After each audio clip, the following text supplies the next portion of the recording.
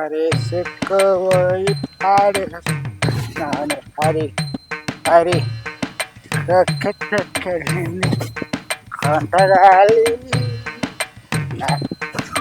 నా నాకు I think this side अरे अरे अरे सिकवई अरे सुखना अरे కొంటగాలి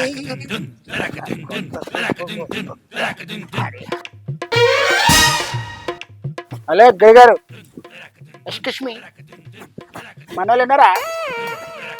ఓ సారీ, మీ వాళ్ళు మా వాళ్ళు. అరే ఏంద్రా ఈ ఏషమేంద్రా, ఇక మారవారా? ఎప్పుడు మారుతావురా నువ్వు? మారుడా, ముందు నువ్వు మారు, నేను కాదు. ఏంద్రా నేను మారుడు ఏంద్రా? ఏం మాట్లాడుతున్నావు నువ్వు? నేను మారుడా, నీతో ఎప్పుడు కాదు, నువ్వు మారు. నాడు నీ దారి నువ్వు.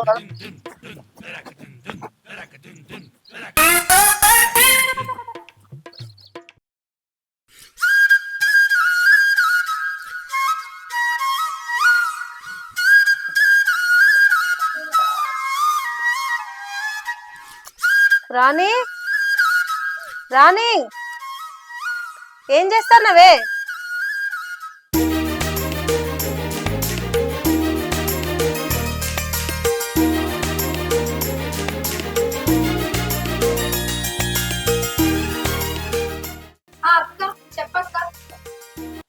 ఏమైందే, ఇంకా పని కాలేదా? అయిందక్క, ఆయన కోసం వస్తాడని చూస్తున్నా. అవునా? అయ్యో కూర ఇంకా ఉండలేదా అక్క? లేదురా, బావ చికెన్ తెస్తా అన్నాడు, అదే చూస్తున్నా. ఏంది మరిది ఇంకా రాలేదా? ఇంకా రాలేదే, ఎట్లొస్తాడో ఎప్పుడు వస్తాడో అని భయం అవుతుంది.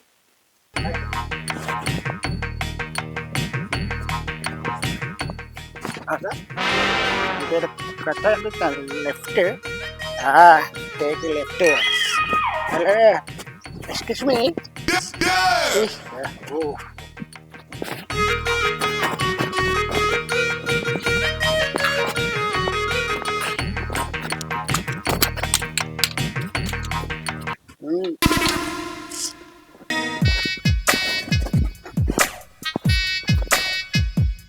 Yeah, yeah.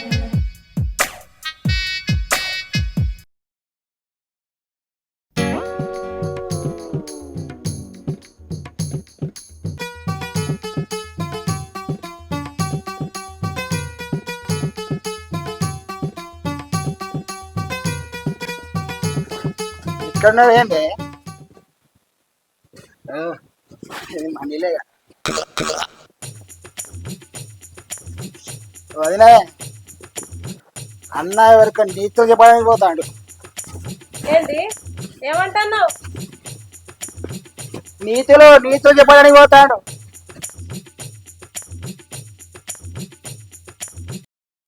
ఏంటి ఏమంటున్నావు? చూసినావు కదా అక్క, ఎట్లొస్తాడో అనుకున్నానా, ఇగో ఇట్లొచ్చిండు. రోజు ఇదే బాగోతావు. నా కర్మ అక్క, నా కర్మ. రోజు నేను చూస్తున్నాను అసలే ఇదే బాగోతావు, నాకు తెలియదా?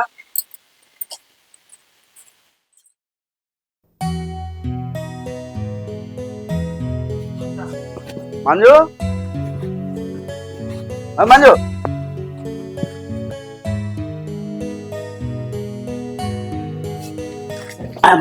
మంజు, చికెన్ తీసుకొచ్చిన. ఇక నిందా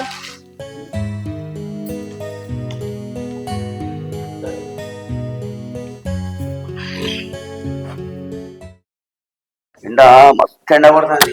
ఈ ఎండలో పోయి వచ్చిన. ఈ ఎండలా నేను ఎవరు పోమన్నారు మరి? పోంగా చెప్పిపోతే కదా నీకు. సరే అదైతే అనుకో. సరే గాని ఒకటి అడగాలి, అడగన్నా? ఏంటిది అడగరాదు. అందరూ ఏదేదో అంటారు, ఆఖరికి ఇప్పుడు ఈ తాగుబోతుడు కూడా అన్నాడు. ఏంది సంగతి మరి? ఓ వాడు నీతో చూస్తాను నాడే. వాడు తువ్వలు దొరికించుకొని నాతో కూడా అన్నాడే. వాడు తాగుబోతాడు, దాని మాటలు పట్టించుకున్నావు సపరేగా. ఏమో నువ్వేందో నీ కథనేందో నాకేమన్నా తెలిసినట్టు అయిందనుకో, నీ సంగతి ఆ తాగుబోతుల సంగతి అయితే మరి. ఏ బాబా వాడేమో అన్నాడట, ఈమెదో ఇన్నదట. అక్క అక్క, అబ్బా బాగా చికెన్ తెచ్చినట్టున్నాడు. అక్క వాసన వస్తుంది, చికెన్ వండుతున్నావా? పోపో నీకోసం చూస్తాను. ఏంటిదే మరదేమన్నా అన్నాడానే? మరదనుడు కాదు మన్ను కాదు, నీకు ఒక విషయం చెప్పాలా?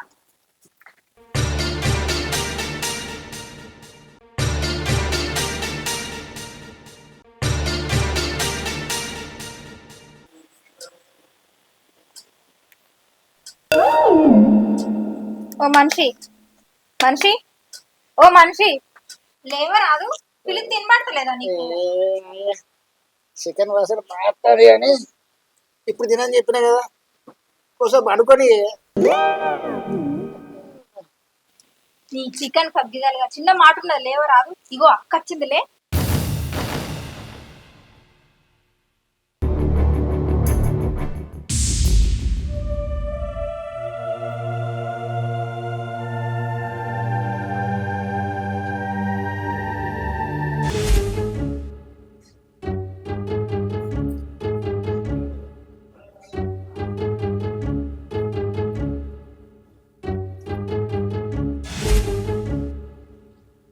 ఏంది ఏందా ఇప్పుడు నాకు చెప్పినావా? ఇప్పుడు అక్కకు చెప్పు. వదినావా? ఏందయ్యా ఎంతో బాగా భయపడతావు? చెప్పరాందా? చెప్పు, ఏదో ఉంటాయి. ఏమైంది? ఇప్పటిదాకా ఇంట్లో బాగానే చెప్పినావు కదా, ఇప్పుడు నల్లి కుట్లేశాలు ఎత్తున్నావు. చెప్పు అక్కకి. ఓ పిసదానా, నేను తాగిపోతేనే కావచ్చు, కానీ సంవత్సరాలు కూర్చుంటాను కాదు నేను. ఏంది సంసారాలు కూర్చేంత పెద్ద ముచ్చట నాది? ఏందో చెప్పరాదయ్యా, నీ తల్లసంటి దాన్ని. లేదు వదినా, నేను నా నోటితో చెప్పలేను.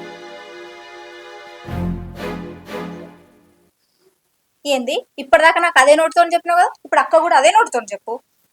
చెప్పయ్యా, నీ అన్న గురించే కదా నేను చెప్పేది. ఏ ముచ్చటైనా సరే నాతో చెప్పయ్యా.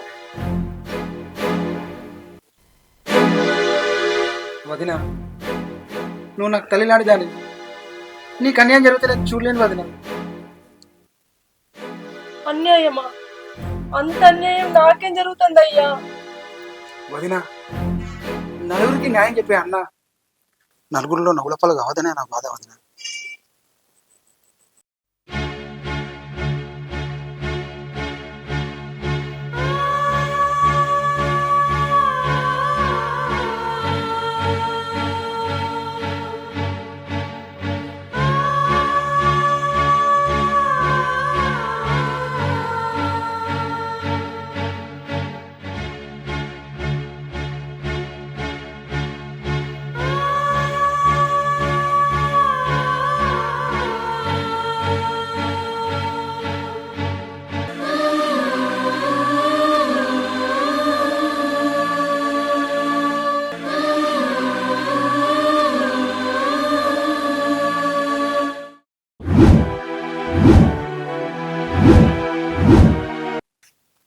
అన్నయ్య, మీకు తెలిసినా కూడా నాకెందుకు చెప్పలేదు?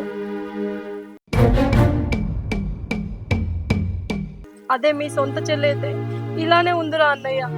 అంటే మీ తోడ ఉట్టలేదనే కదా నాకు చెప్పలేదు.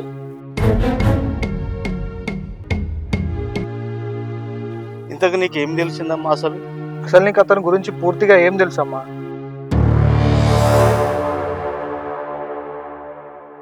రాజు చెప్పయ్యా, నాకు చెప్పిందేదో వాళ్ళకి చెప్పు. అవసరం లేదమ్మా, నీకు రాజు చెప్పిండని చెప్పేసి మాకు అర్థమైంది. నువ్వు ఇక్కడ దాకా వచ్చినప్పుడే మాకు అర్థమైందమ్మా. ఈ ముచ్చట నీకు రాజు ఎప్పుడో చెప్పాల్సింది, కానీ లేట్ చేసి తప్పు చేశాడు.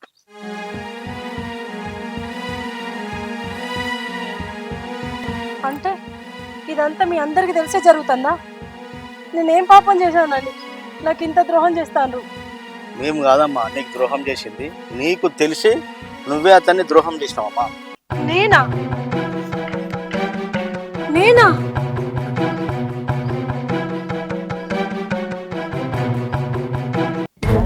నువ్వే అక్షరాల నీ జీవితాన్ని నీ చేతులారా సర్వనాశనం చేసుకున్నావు. అవును వదిన, మా నోట మేము చెప్పలేం, అది నీకే తెలుసు. నేనేం తప్పు చేసినో నాకైతే అర్థమైతే లేదు. ఆయననే అడుగుదాం పదండి మరి. సరే పదండి, అక్కడికి పోయి మాట్లాడు.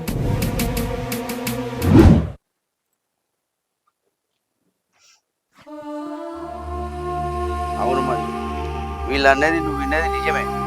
వీళ్ళన్న విషయం ఈ ముగ్గురికి తప్ప ఎవరికి తెలియదు.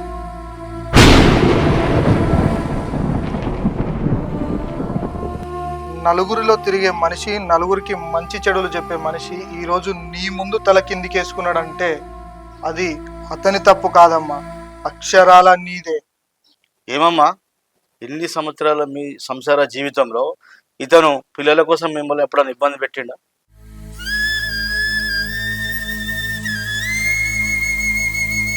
మీ పెళ్లి జరిగి ఇన్ని సంవత్సరాలైనా అతనికి ఏ బాధ ఉన్నా మాతో పంచుకొని బాధపడ్డాడు, కానీ ఇన్ని సంవత్సరాలలో నిన్నెప్పుడైనా బాధ పెట్టినా?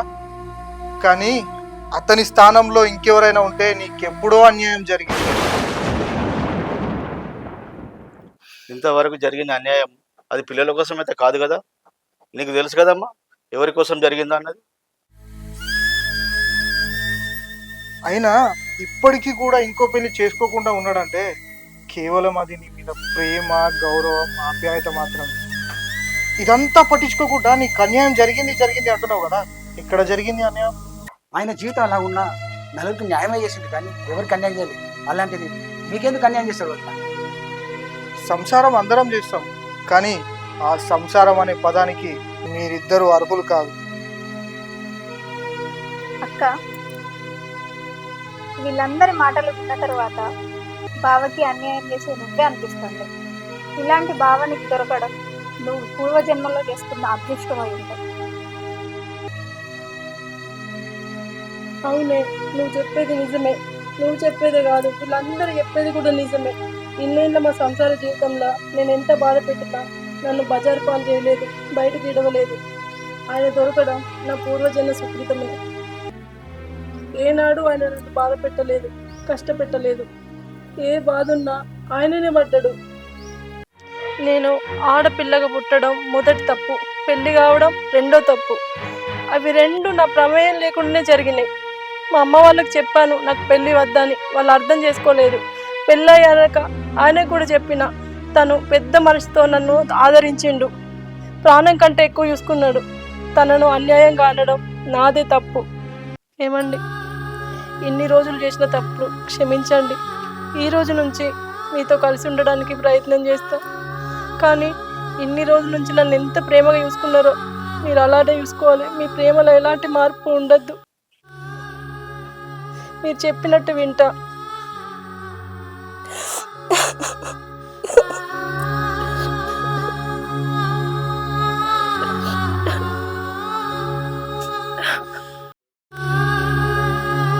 పిచ్చిదానా,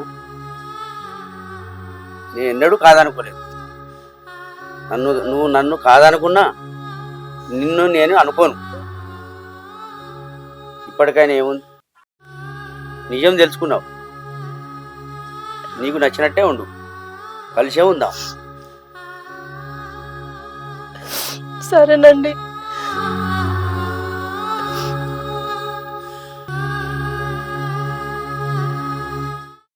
ఒక పిసోడా, ఆలు లేదు సూర్యు లేదు, కొడుకు పేరు సోమలింగం అన్నట్టు నువ్వు చేసిన కథ ఇక్కడ దాకా వచ్చింది. ఏదైతే ఏంది, అక్క బావ మంచిగా కలిసి ఉన్నారు కదా, ఇక మనం మూసుకొని వెళ్దాం పద.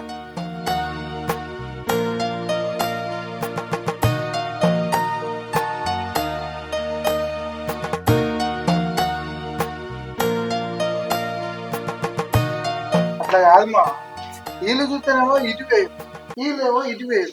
ఇక మన మీద కూర్చొని చేసేది ఏమన్నా చెప్పు. మనం చేసేది ఏం లేదు, గోదావరి. పా. చూశారుగా, ఒక ఆడది తాను సంసారానికి పనికిరానని తెలిసి కూడా ఆ రహస్యాన్ని దాచి తనను ఆదరించిన వాడికి అన్యాయం చేసింది. అదే మగాడు పరమశివుడు గరళాన్ని కంఠంలో దాచినట్టు తన భార్య కాపురానికి పనికిరాదని తెలిసినా కూడా తన కాపురాన్ని చక్కదిద్దుకునేందుకు జీవితాన్నే త్యాగం చేశాడు. అయినా ఆ ఇల్లాలు అతన్నే అనుమానించింది. ఫలితంగా నలుగురు దృష్టిలో పడి ప్రశ్నించే స్థాయికి వచ్చింది. అప్పుడు కానీ తన తప్పేమిటో గాను తెలుసుకుంది. అందుకే ఏ సంసారమైనా సాపిగా కొనసాగాలంటే అరమరికలు లేకుండా, ఏ భేదభావాలు లేకుండా, దాపరికలు లేకుండా అన్యోన్యంగా ఉన్నప్పుడే ఆ సంసారం సాఫీగా కొనసాగుతుందని గ్రహించండి.